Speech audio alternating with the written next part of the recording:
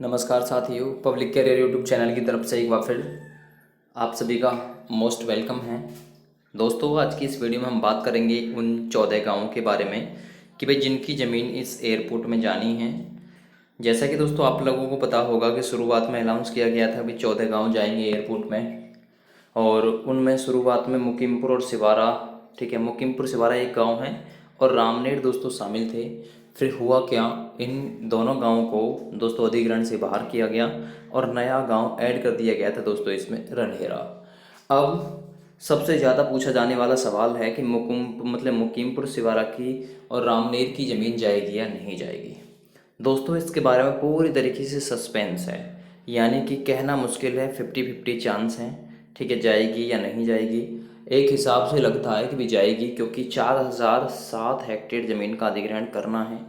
और पहले ही राउंड में जब बोल दिया भी मुकीमपुर सिवारा, ठीक है, 14 गाँव समेत मुकीमपुर सिवारा को भी दोस्तों इसमें जगह दी गई थी कि भाई यहाँ पर 14 गाँव की ज़मीन पर एयरपोर्ट बनेगा। उनमें मुकीमपुर सिवारा और रामनेर भी शामिल हैं।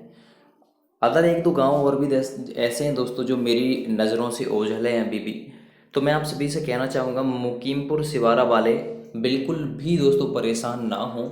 ये एयरपोर्ट में आपकी ज़मीन जाएगी। रामनेर की 107 हेक्टेयर है, तो ठीक है, जाएगी तो ठीक है। अगर बच गई तो भी ठीक है, क्योंकि अधिग्रहण आपकी ज़मीन का फिर भी होगा। क्योंकि देखिए, ये जो एयरपोर्ट का हिसाब किताब होगा ये लगभग 4000 कुछ हेक्टेयर में होगा, और जो आसपास इसके जगह बचेगी, आसपास जो इसकी ज़मीन बचेगी एयरपोर्ट की बाउंड्री के आसपास लगभग 1 से 2 किलोमीटर के दायरे के अंतर्गत, तो वो ज़मीन दोस्तों ये खुद गवर्नमेंट अधिग्रहण करेगी या फिर फैक्ट्री एरिया आकर आपकी ज़मीन का अधिग्रहण करेगा, ठीक है। तो भाई ये मुकीमपुर सिवारा वालों के लिए मैं बिल्कुल नहीं कह सकता हूँ 100% श्योरिटी के साथ, और ज़्यादा से ज़्यादा जानकारी के लिए अपने गांव का जो भी आपका पटवारी हो वहाँ से उससे बात करें, जिसके पास में ये लिस्ट वगैरह हो, ठीक है। देखिएगा, ध्यानपुर गांव की पूरे की ज़मीन नहीं जाएगी, आंशिक रूप से ज़मीन जाएगी। आंशिक का मतलब होता है कुछ हिस्सा जाएगा, ठीक है। अगला रोही पारोही दोस्तों पूरा जाएगा।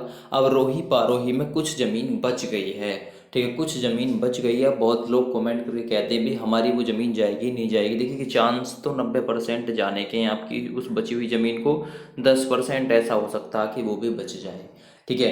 क्योंकि मैं आप सभी को बता दूं, बचने की उम्मीद क्यों लग रही है, बचने की उम्मीद ये इसलिए लग रही है, अगर इनको अधिग्रहण करना होता तो पूरे का कर लेते, ठीक है। इनको जितने की ज़रूरत थी इन्होंने उतने का ही अधिग्रहण किया है। अब जो बच गया है 10%, ऐसा भी हो सकता है दोस्तों जो रह गया है वो रह ही जाए। ईमानदारी की बात तो ये है, ठीक है। और 90% चांस ये है कि भाई आपकी ज़मीन का भी रोही पारोही वाले का भी हो जाए दूसरे राउंड में सेलेक्टेड। लेकिन 10% ये भी उम्मीद लगती है कि बच भी सकती है। बच क्यों सकती है दोस्तों आपकी ज़मीन, वो इसलिए, अगर इनको अधिग्रहण करना होता तो रोही की और पारोही की तो थोड़ी सी तो बची है, ज़्यादा नहीं बची है, उसका भी साथ ही कर लेते। शायद हो सकता है इनको उसकी ज़रूरत ना हो, इनका मैप कुछ और हिसाब से कर रहा हो, ठीक है। अगला रणहीराव की दोस्तों आंशिक रूप से ज़मीन जाएगी, यानी बीरम मतलब जो रणहीरा मुडरे साइड है वो तो नहीं जाएगा, और जो इधर साइड है किशोरपुर की तरफ और बनवारीपुर की तरफ, रोही की तरफ, वो चला जाएगा, ठीक है। ग्राम समाज की 116 हेक्टेयर है। ग्राम साबोता मुस्तफ़ाबाद,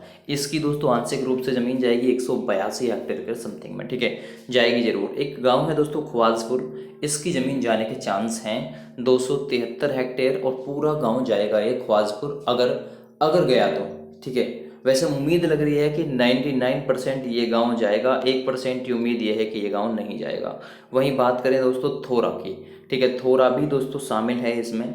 अब पक्की श्योरिटी के साथ ये नहीं कह सकते थोड़ा जाएगा नहीं जाएगा, लेकिन 475 हेक्टेयर ज़मीन अगर जाएगा तो पूरा का पूरा ही जाएगा, ठीक है। पक्की श्योरिटी के साथ नहीं कह सकते, ये तो लिस्ट आने के बाद ही पता चलेगा, ठीक है। अभी बार बार ना पूछे किस गांव की ज़मीन जाएगी, ये बस एक आकलन है, ठीक है, क्योंकि लिस्ट के साथ ही पता चलेगा।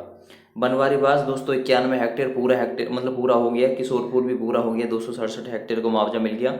कुरैम की जाने के चांस लग रहे हैं कि आंशिक रूप से कुछ ज़मीन चली जाए कुरैम की, कुछ ज़मीन आंशिक रूप से, यानी कि कम। आंशिक रूप का मतलब होता है कि बहुत अंश के बराबर, तो भाई चली जाए शायद। कुरैम गांव भी इसमें शामिल है, 14 गांव की लिस्ट बता रहा हूँ जो उसमें, भाई रामपुर और रामनेर और ये जो सिवारा है मुकीमपुर सिवारा, ये भी इस गांव की लिस्ट में शामिल है।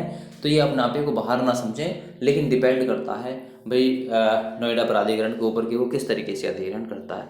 एक गांव है ढुढेरा, इसकी 4 हेक्टेयर जमीन जाने के चांस हैं ओनली आंशिक रूप से।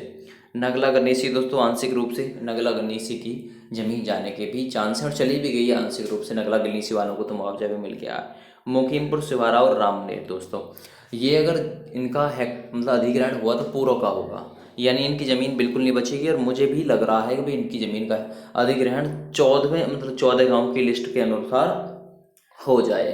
पक्का श्योरिटी के साथ में मैं भी नहीं कहूँगा। आज के बाद में दोस्तों किसी का ये सवाल नहीं होना चाहिए हमारे गांव की ज़मीन जाएगी। ये 14 गांव हैं, इनसे एक आध गांव दोस्तों बढ़ सकता है और एक आध गांव इनमें से कट भी सकता है।